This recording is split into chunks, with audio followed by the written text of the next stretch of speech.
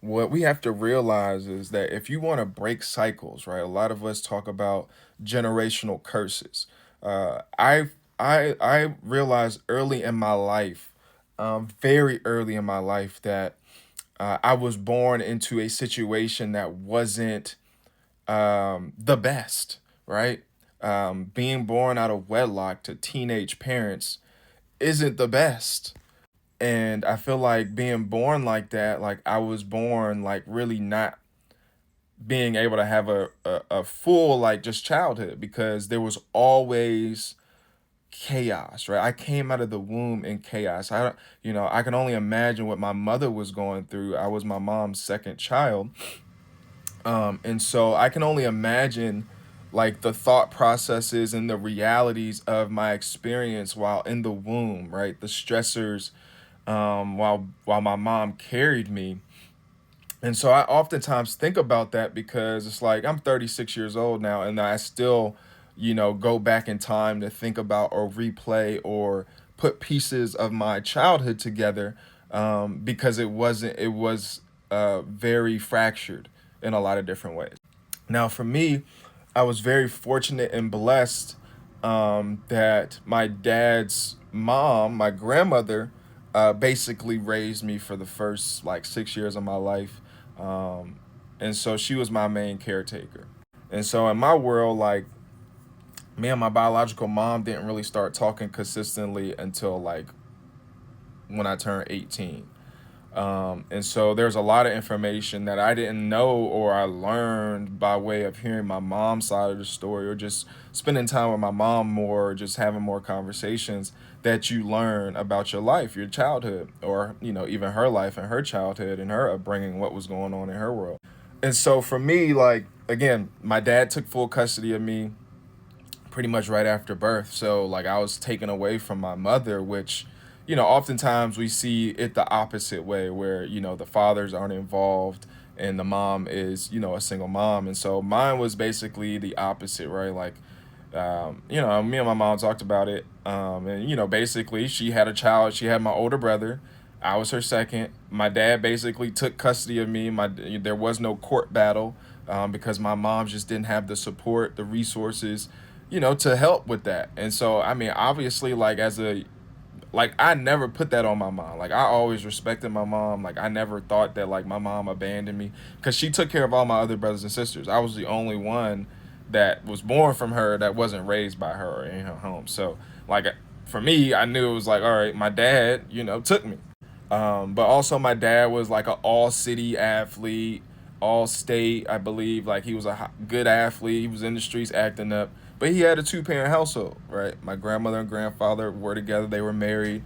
Even though my granddad was a drinker, grandmother was a cigarette smoker. They had solid jobs, working class jobs.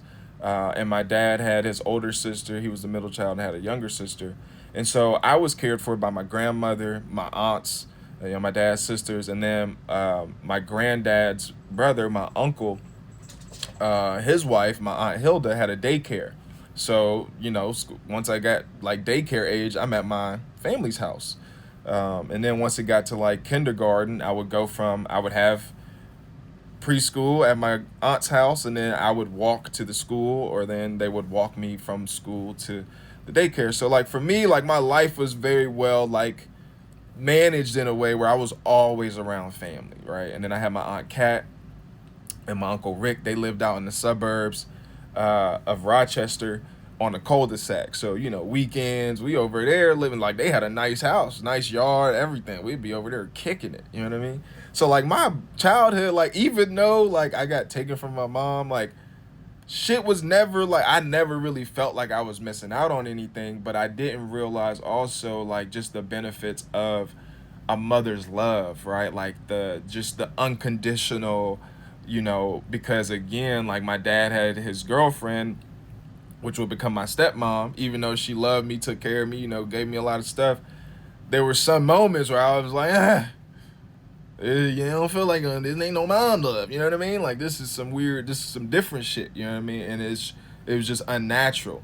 But I think it's important, you know what I mean, as black men, that if we want to break those generational curses, one, you have to notice that you are in a curse, right? And so, what was my curse? My curse was being born out of wedlock to teenage parents, right? In America, we know, because studies have shown like that the chances of that shit turning out successful is very slim.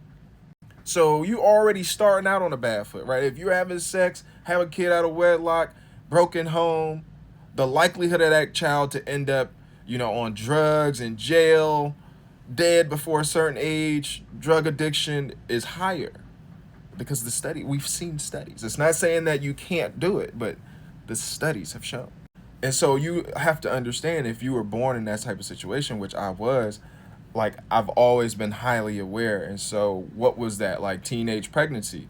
So growing up, even though I was a good athlete, even though like I never had a problem with girls, getting females, I made sure like once I got to middle school, high school, I wasn't having sex.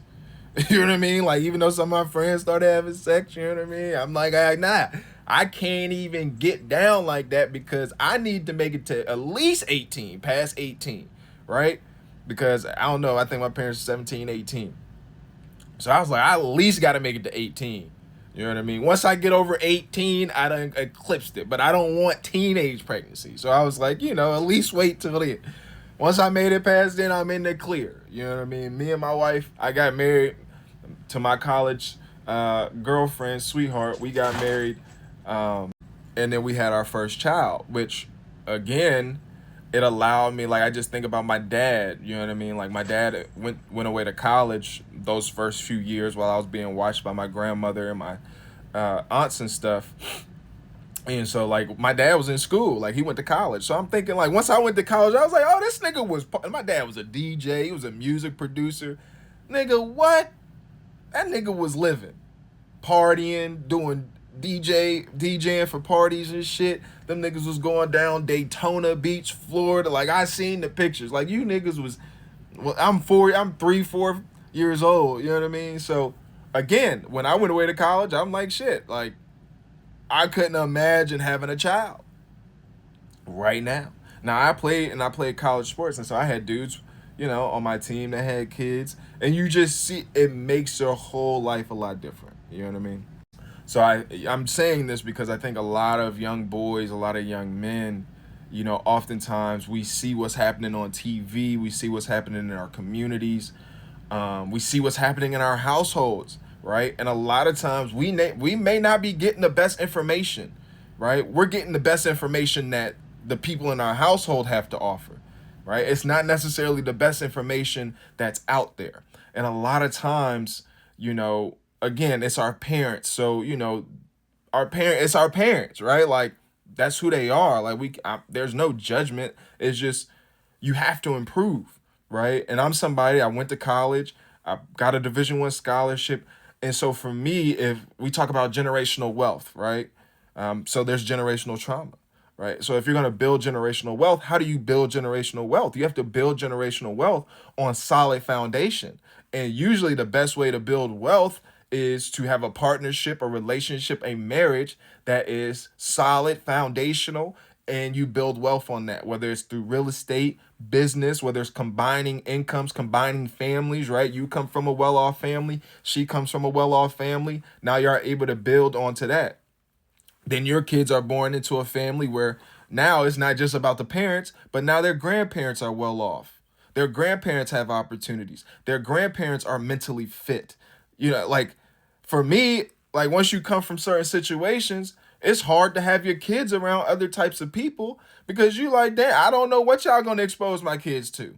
You know what I mean? That again, we do have to protect our children, right? We do have to educate and make our children more aware and more conscious. And for me, there were certain situations of my childhood that still traumatized me, even though I therapy, like I do all the things, but when you're fucking scarred, you're scarred.